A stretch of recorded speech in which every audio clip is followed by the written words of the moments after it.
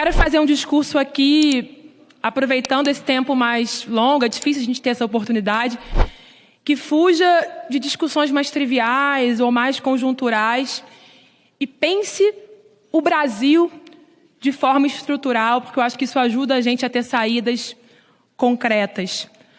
Há um fio, colegas, que une os grandes momentos da história do Brasil. O esforço de uma minoria poderosa em manter o Brasil preso ao atraso, enquanto toda mudança ela é entendida como perigosa. Esse fio vem da colônia, da escravidão, lá do voto censitário, vem do latifúndio, vem dos porões da ditadura, dos endereços luxuosos, onde se tramam os golpes contra o povo, onde se tramam os pactos do atraso, que infelizmente ainda estão em curso.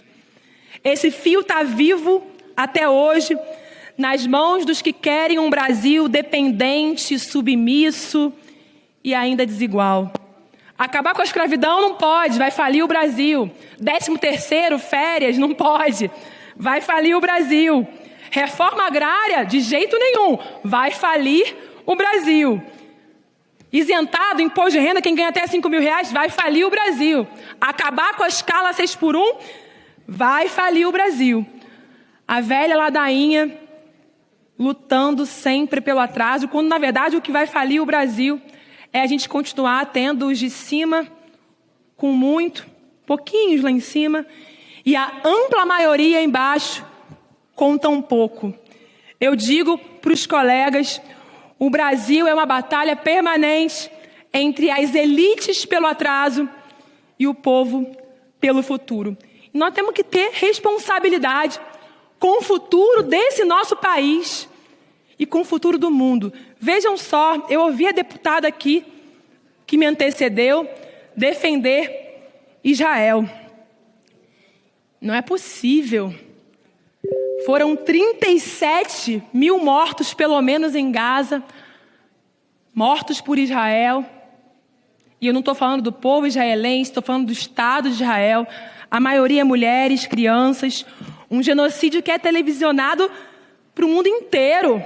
Ucrânia, Irã, um mundo em guerra que coloca a humanidade inteira em risco.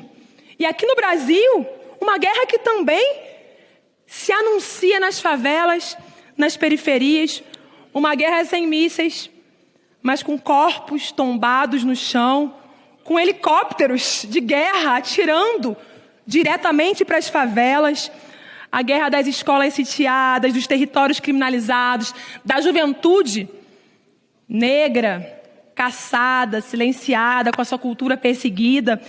Mas eu acredito no futuro desse país, eu preciso acreditar. Mas enquanto tiverem essas crianças também aqui, mortas todos os dias, a gente precisa entender o que estamos fazendo de errado. Ágata, de 8 anos, baleada numa Kombi pelo Estado. João Pedro, 14 anos, morto dentro de casa durante uma operação policial. Tiago Menezes, 13 anos, morto enquanto andava pela rua durante uma operação. Emily Vitória e Rebeca Beatriz, lá em Duque de Caxias, tudo isso no meu Rio de Janeiro. Brincavam na frente da casa quando foram atingidas por disparos.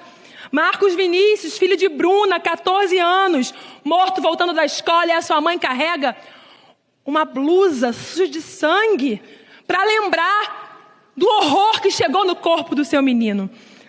Kathleen morreu com um bebê na barriga, baleada em um confronto entre PMs e traficantes. Eloá, morta dentro de casa por uma bala disparada por policiais numa operação. Agora, Eros, no Morro Santo Amaro, uma festa junina acontecia na madrugada, uma festa popular. A polícia entra e mata Eros, que deixa a família. Nós precisamos ter responsabilidade com o futuro do país. Nós poderíamos ser o país da esperança, da abundância, um país de futuro, mas nós ainda convivemos com escassez, com chacina, com pobreza. E é preciso dizer, com todas as letras, quem nos condena ao passado e ainda a esse horror? Uma elite econômica e política que não tem um projeto de nação com divergências, com pluralidade, mas que tem um projeto de negócio. É o negócio das armas, é o negócio dos bancos, é o negócio. Uma elite que faz do Brasil ainda o segundo país mais desigual do G20, atrás apenas da África do Sul, que mantém quase 1 trilhão de isenções fiscais enquanto falta dinheiro para o SUS, para as universidades, para a moradia. Esse dinheiro é 5 vezes o Bolsa Família, 3,5 vezes o orçamento da saúde, 4 vezes o orçamento da educação. Vamos meter o dedo nessa ferida? Um país que, dependendo dessas elites ainda, vai manter o interior desse país de proporções continentais abandonado, transformado em deserto humano e ambiental, com seus monocultivos extensivos, expulsando jovens, desagregando comunidades, degradando biomas, que mantém ainda uma desigualdade fundiária surreal. 1% dos proprietários brasileiros são donos de quase metade das terras do Brasil, enquanto milhões ainda não têm onde morar. Um país que não vê, com todo respeito, contradição em defender o agro, e eu acho que tem agro e agro, mas em defender o agro como pop, enquanto a gente mantém ainda milhões de pessoas em insegurança alimentar. Avançamos, porque era metade da população em insegurança alimentar. Avançamos, tiramos milhões da pobreza, mas ainda precisamos mudar o modelo de desenvolvimento. Essa elite que mantém essa desigualdade nesse país tão potente, vive da herança da escravidão e da colônia, vive da exploração do povo e da destruição do território, é definitivamente a elite pelo atraso. E sabe, colegas, uma das pessoas que essa elite mais odeia é o presidente Lula. Porque elas transferem o ódio que tem do povo para o presidente. Como pode um migrante nordestino, um operário, um líder de greves ser presidente do Brasil? O Brasil que a elite acha que é deles. Lula, com seu perfil mediador, ele tenta contornar isso com suas alianças, articulações, mas eu preciso dizer, inclusive para o meu presidente, isso não tem sido suficiente. A conciliação não tem sido suficiente, colegas. A gente vai ganhar o apoio do povo quando tirar as elites das costas do governo e do presidente Lula. O presidente tem dito isso, que foi eleito para governar para os que mais precisam, para cuidar do país. E a gente vê isso nos números, na redução da desigualdade, na redução de 6 milhões de pessoas que saíram da extrema pobreza, na redução em 85% da insegurança alimentar severa, na estimativa de quase 15 milhões de pessoas que saíram da fome, no desemprego, que teve queda recorde, e no maior número de empregos formais da história recente, na ampliação do rendimento médio da população brasileira. E os estudos mostram, inclusive, que com um Bolsa Família robusto, foram evitadas 700 mil mortes e 8 milhões de internações. A mortalidade infantil caiu em 33%. Internações de idosos acima de 70 anos foram reduzidas pela metade. Só que para manter isso tem que ter dinheiro, investimento. Não dá para uma política fiscalista, de ajuste, de arroxo. E por isso, inclusive, nossa bancada foi contra, porque ela inviabiliza o projeto que elegeu o presidente Lula. E ela está a serviço das elites do atraso. Não dá para pensar em cortar Fundeb, em não taxar investimentos de bolsa de valores, em acabar com o mínimo constitucional da saúde e da educação. Não dá para combater valorização do salário mínimo. Não dá para ter pena. Não posso compensar o projeto do imposto de renda, cortando de 145 mil pessoas que ganham mais de 60 mil reais por mês para beneficiar 10 milhões. E a elite que é representada aqui nessa casa não quer que a matéria avance. Esse Congresso, infelizmente, ainda é o Congresso dessa elite. Ainda é o Congresso do atraso, o legítimo representante desse atraso. Mas nós estamos aqui para defender uma agenda para o Brasil.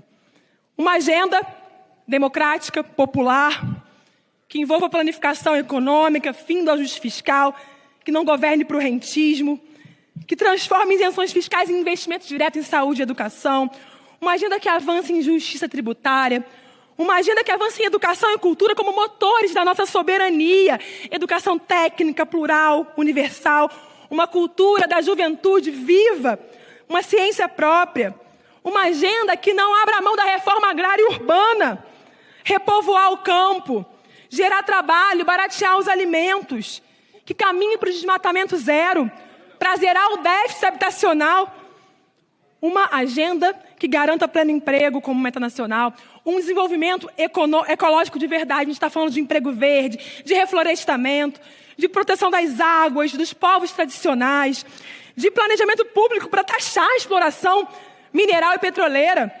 Dizer não, inclusive, ao PL da devastação que tramita nessa casa é uma necessidade para o Brasil. A gente tem que ter uma agenda que caminhe para a soberania nas comunicações e no espaço. Chega de entregar nosso ambiente digital e o nosso céu para o capital estrangeiro. A gente tem que ter uma política nacional forte em telecomunicações, regulamentar as redes sociais. Não dá para achar normal Elon Musk aprovar milhares de satélites pela Anatel. Não é possível. A gente tem que ter uma política de estratégia aeroespacial. Uma agenda que garanta a responsabilização dos golpistas de ontem e de hoje, defendido por muitos dos senhores. Uma agenda da inclusão daqueles que ainda são minorizados, apesar de serem maioria da população, nós mulheres negras, a população LGBTQIA+, os povos indígenas que construíram essa nação, mas ainda são tão abandonados por esse Congresso, que é mandado ainda pela elite do atraso.